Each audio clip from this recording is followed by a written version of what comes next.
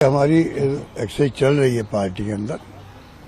उन्होंने घोषणा की है, कल पहले लिस्ट की है, उसके बारे में कोई कमेंट नहीं करूंगा, क्योंकि पूरी लिस्ट आ जाएगी तब हमारी पार्टी ऑफिशियली कमेंट करेगी। अभी करना उचित नहीं है, मेरा मानना है। हमारी पार्टी में तैयारी चल रही है, अच्छी तैयारी चल रही है। जितनी आपको पर्सन बना हुआ है उससे कई गुना ज़्यादा अच्छी तैयारी चल रही है, इंडिया गठबंधन की भी और कांग्रेस पार्टी की भी।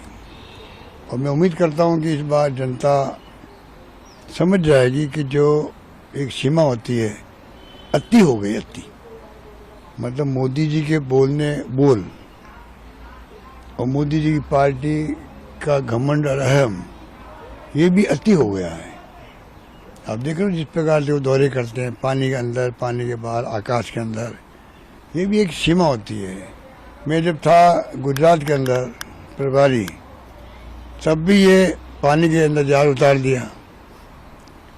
अब जो क्या डाई लगाते हैं, क्या द्वारका के अंदर है, रामेश्वरम में है, ये तमाम बातें जनता को मैसेज देने के लिए है, चुनाव जीतने के लिए है। ये धार्मिक कम है और चुनावी एंगल ज़्यादा है, बड़ा एंगल है। इसको इस रूप में लेना चाहिए। और देश समझ भी रहा है कि हद हो गई है। और जिस रूप में कैंपेन करते रहते 5 साल तक, ये तो दूसरा काम है ही नहीं कि इनके पास में देश चलाने के लिए। देश किसके भरोसे चल रहा पता ही नहीं। मंत्रियों को तो वहाँ पे आप रास्ता में देख लीजिए अब क्या हुआ। सब मंत्रियों के पीएस भी नहीं लगा पाते हैं। चीफ सेक्रेटरी चला रहा सरकार वहाँ पर, डिफेक्टो सीएम तो वो बन गए हैं। ये मैं नहीं कह रहा हूँ, पूरा प्रदेश कह रहा है। तो कहने का मतलब ये जो धीरे धीरे कब्जा कर रहे हैं राज्यों पर, संविधान में जो शपथ लेता है मुख्यमंत्री या मंत्री, तो संविधान के अंतर्गत क्या लिखा उसके अकॉर्डिंग टू काम करना उनका धर्म बनता है पब्लिक इंटरेस्ट के अंदर। ये रिमोट से चलाना चाहते हैं। छत्तीसगढ़, मध्य प्रदेश, राजस्थान पर्चियों से मुख्यमंत्री बना लिए, ठीक है, पर जो उनका अधिकार है संविधान के अंतर्गत, उसको समाप्त करने का आपका क्या अधिकार? आप हटा सकते हो मुख्यमंत्री को, मुख्यमंत्री मंत्री को हटा सकता है, पर जो शपथ लेता है, शपथ लेने के बाद में वो संविधान के अंतर्गत काम करना पड़ता है उसको करने नहीं दे रहे लोग। एक नई तानाशाही प्रवृत्ति सामने आ रही है। इतने लोग कहने लगे चुनाव जो है, ये चुनाव जीत गए तो उसके बाद चुनाव होंगे भी कि नहीं होंगे देश के अंदर। ये बात मैं समझता हूँ कि आम लोगों को समझने की आवश्यकता है, वरना सबको बाद में तकलीफ होगी, भुगतना पड़ेगा। ये भी मैं कह सकता हूँ आपको। और मेरा मानना है कि ये इनका घमंड और अहम जो है, जनता बहुत समझदार है। पहले भी इंदिरा भी चुनाव हार गई थी एक बार, कानों कान खबर नहीं लगी लोगों को। वाजपेयी जी की इंडिया साइनिंग हो रहा था, फील गुड हो रहा था, वो सरकार चली गई। तो आज लग रहा है जो आपको लग रहा है, पता नहीं कल क्या होगा, वक्त बताएगा। राहुल गांधी यात्रा में कल साथ था ग्वालियर तक, क्या रेस्पॉन्स मिल रहा पब्लिक का, और क्या लोग, मैं उनके पास खड़ा था वहां पर, लोग जो आके मिल रहे हैं इंडिविजुअल उनसे, और क्या क्या वो कमेंट कर रहे हैं, उनकी जो स्पीच, उनके जो विचार है, उसके ऊपर किस तरह वो अपना कमिटमेंट बता रहे हैं, सहमति व्यक्त कर रहे हैं, वो तारीफ के काबिल है। तो राहुल गांधी क्या बात कर रहे हैं? महंगाई की बात करते हैं, बेरोजगारी की बात करते हैं, देश में प्यार मोहब्बत भाईचारा होना चाहिए, गरीब और अमीर के बीच में खाई नहीं होनी चाहिए, तो बात कर रहे हैं वो। ये मुद्दे देश के हैं। ये लोग इन चारों मुद्दों को भटका करके राजनीति कर रहे, देश को खतरनाक राजनीति हो रही देश के अंदर। देश किस दिशा में जाएगा कोई नहीं जानता, किस दिशा में जाएगा पता नहीं। तो देश के हालात बड़े गंभीर है। मीडिया से ज्यादा कौन समझ सकता है? कई मीडिया वाले जेलों बंद रहे हैं बेकसूर, राष्ट्रद्रोही हैं आप लोग, फिर भी गोदी मीडिया सपोर्ट कर रहा है इनको। कोई डर के मारे कर रहा है, कोई और कोई कारण होंगे उनके।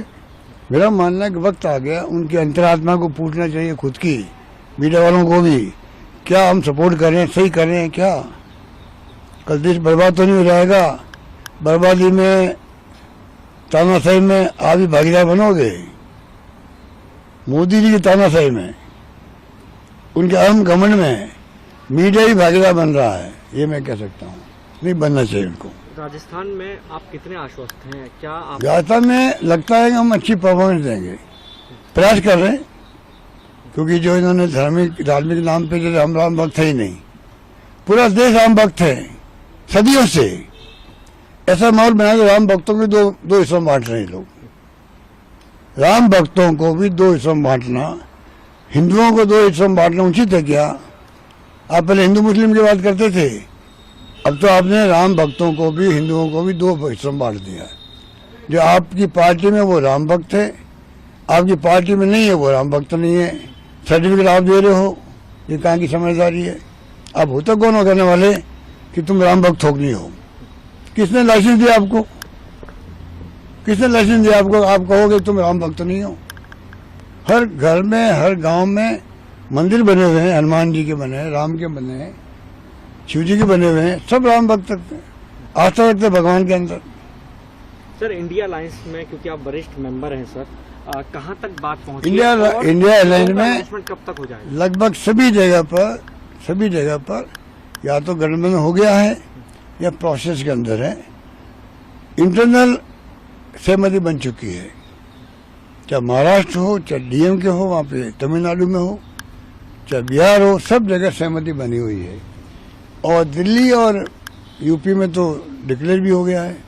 करीब करीब मैं समझता हूँ हमारा काम आखिरी चरण के अंदर है। बंगाल में क्या स्थिति है सर, ममता के साथ? बंगाल में तो स्थिति तो सबके सामने है, और बाकी तो वक्त जो बचा है और मालूम पड़ जाएगा। बातचीत जारी है अभी वहाँ? बातचीत का मैं नहीं कह सकता कि मैं आज आई हूँ, तो हमारे साथी लोग बातचीत कर रहे हैं। यूपी में सर ये खबर आ रही है, अब आप उसको पुष्टि दे सकते हैं सर, कि मायावती के साथ बातचीत आगे बढ़ रही है या नहीं बढ़ रही है? हम तो चाहते हैं अगर मायावती और अखिलेश जी अगर आपस में सहमत हो जाते हैं, क्योंकि हमारी सहमति तो हो चुकी है एक बार सपा से, तो सपा और मायावती जी आपस में क्या बात करे उस पर निर्भर करेगा आगे अब क्या होना है। आप ये कहना चाह रहे हैं आप लोग संपर्क में हैं मायावती जी के? नहीं, हम तो, मुझे नहीं मालूम, लोकल हमारे लीडर्स कहाँ है, संपर्क में है नहीं, मुझे नहीं मालूम है। मैं तो मानता हूँ सपा और बसपा का आपस मिलन होता है, तो हो सकता है हमारे जो स्थानीय महामंत्री है अविनाश पांडे जी या वहाँ के अध्यक्ष हैं, वो लोग मिलकर बात करेंगे, तब हमें मालूम पड़ेगा क्या हो रहा है आगे।